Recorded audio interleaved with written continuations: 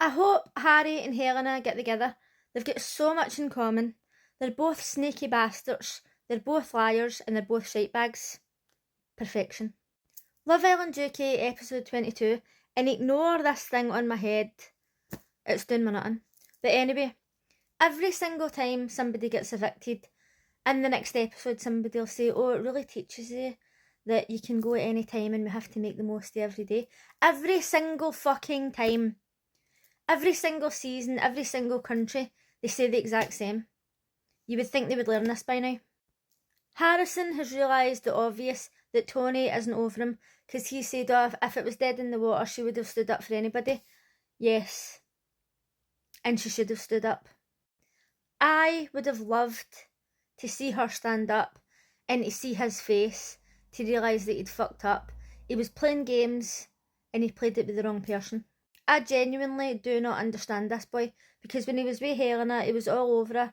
I can't wait to be in bed with you. I would have coupled up with you, given her cuddles, given her kisses. Nothing like that with Tony whatsoever. And then when she was done with him, he suddenly changed his mind. Makes no sense to me. So he spoke to Tony and he says, I'm swaying more towards you. Will you give me another chance? I'm close to making my decision. And she's like, what do you mean you're close? So obviously he's saying, right, you're the one, I've chose you. After basically telling Helena that he chose her. He's just fucking these women about. So Tony says, right, tell Helena that then. So he does, he actually pulls her for a chat and he says, I'm swaying more towards Tony. Like, we're done basically. And Helena's like, right, I can't be fucked.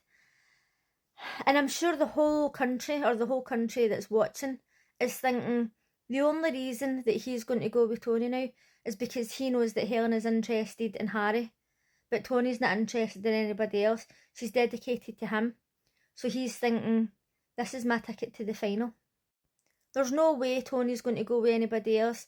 Helena, you know, she might go with Harry, she could go with somebody who walks in, but Tony is set on me. This is my ticket to the end. Now, it's not that I think he doesn't like Tony whatsoever, because I do think that he likes her a bit, but I genuinely think he's using her to get to the end. Harry's saying to Dijon, oh, when people go, it really makes you think, like, should I be causing carnage? He's already causing carnage. He's so much a fucking compulsive liar that he doesn't even know when he's lying to himself. He doesn't know when he's lying to Helen or Shakira or whatever. He just talks blatant shit 24/7. He pulled Helena for a chat and told her that he had to make up his mind, give him a day. Now, that was his exact words. Helena then went and spoke to somebody, I think it was Meg, and said, oh, basically told me he's picking me, give him a day. Maybe the conversation was a lot longer and he changed his wording. But we seen him say, I need to make a decision. So obviously Meg had to spread this information and told Dijon. To be fair, I would tell my partner everything as well. But the next day, Harry went and made Shakira breakfast. And she's like, he's told Helena to give him a day and he's made Shakira breakfast, and Dijon is like, what the hell's going on? I'm confused. Helena's confused. Every cunt's confused. I'm not really that confused. I just think he's a fucking skis bag bastard. Now, what's getting to me is that some of these people are bitching about Shakira as if she should know this, she should know that. She's going on what Harry's telling her and she's believing him, and okay, maybe she shouldn't be believing him, but what other option has she got? Nobody's coming to her and saying, oh, Harry said this, Harry said that. It isn't Shakira's fault. Before Harry pulled Helena for a chat, he walked over to Shakira. He didn't walk right up to her because he's a wee shite bag, but he walked like halfway across, kind of shouted over, I'm going to pull Helena for a chat, just so you know, scurried away. And she was talking to Tony and she went, oh, he didn't need to do that, as if he'd done her a favour. Excuse me, he fucking well did have to do it. Every time somebody pulls somebody else for a chat, the first thing they say is, why didn't you tell your partner first? Why didn't you come to me first? So he did what she's been telling him to do, and then she's making out as if he's a big fucking softy now. Oh, that's nice. Oh, he's telling me that he's taking her for a chat. She's needing to open her eyes. It was time for the Superman challenge, and I have been liking Tommy for a while. I didn't like him at first because when he walked into the villa, it was like, oi, oi, oh, I'm a geezer and all this piss. When he came out as Superman, he went, oi oi, and I was like, do you know what, fuck off. That's it, I can't even look at you again. Ian Stirling made the comment about how the task was surprisingly well funded, and this is what I'm always saying.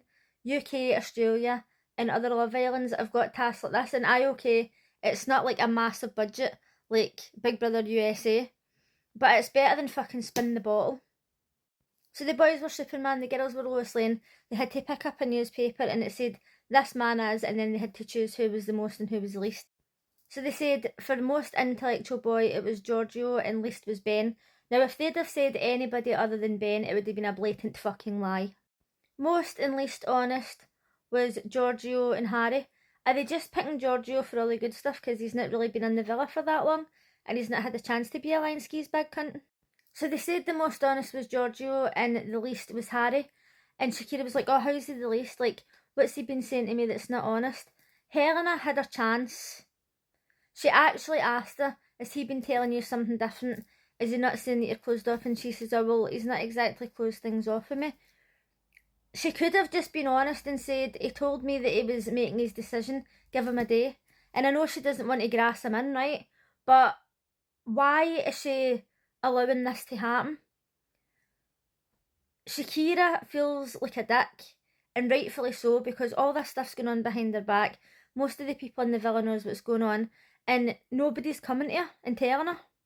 When it came Harry and Shakira's turn to kiss, she pushed him away, and he had the fucking cheek to go, oh, that was a bit childish.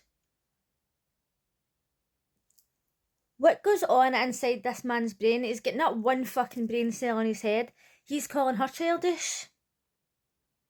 He's an absolute fucking disgrace to humanity. Ben and Helena had to choose who was the most and least humble. And they were joking like, oh, I don't think that Ben knows what humble means. And then when he was coming out with the reasons, I thought he actually doesn't know what humble means. If he was sitting down, he would be the least humble, but unfortunately he was the one holding up the city. What I didn't understand is when it was Yasmin and Giorgio's turn to decide who was the most and least dedicated, they voted Dijon as the least dedicated. And the reason made no sense to me, because they were saying, oh, you're the least dedicated to the process because you've just like stuck with one person and you haven't explored. But if that was really the reason behind it, then they should have picked Tommy, because he was with Megan, he stuck with her, he didn't have chats with anybody else, and the only reason he spoke to Emily is because her man was away talking to somebody else. It's always the same. It's one rule for one person and another rule for another. Like when Tony and Shakira wanted to marry Connor in the Snog Marry Pie challenge, because any girl would be lucky to have him, but he did the exact same thing to Emily that Harrison was doing to Tony. Did they not see like the fucking hypocrisy of the whole situation? And when they were talking about exploring, Meg says, oh, he doesn't want to explore with other people because he only wants me. And then Billikis says, well, that's not the way he acts. Like when we're having a conversation, he acts differently when you're not there. She's been told this before. But for whatever reason, she doesn't see and she doesn't hear what people are saying to her. Billikis is new in that house. She's got no reason to lie. She doesn't even know Meg. She's just basically trying to say he's very flirtatious when you're not around. And she knows this. She's mentioned it herself several times. But then Meg was in the beach hut and she was saying, oh, people are just jealous of what we've got. Wow. Wow. So later on that night, he was like, oh, I'm really happy about the challenge because that was like another test and Meg passed with flying colours because she was backing me. Basically, she was letting him away with more shit. Tony was telling Shakira, you need to pull Helena for a chat. Something's going on and people are not telling us what it is. Next thing, Harry and Helena go for a chat and she's like, just let them have a chat, right? Like something's obviously going on. And Harry's like, oh, I'm really trying to play this down, like my head's swaying more towards you, blah, blah, blah, the usual shit. And Shakira's sitting over there thinking that everything's all fine and well. And it's just fucking pathetic. Harry's pathetic, not Shakira. Harry and Helena are literally a match made in heaven. They need to get together and just leave every cunt else out of it because the two of them are snaky bastards. Let me know what you thought of tonight's episode and I'll see you again tomorrow. Bye!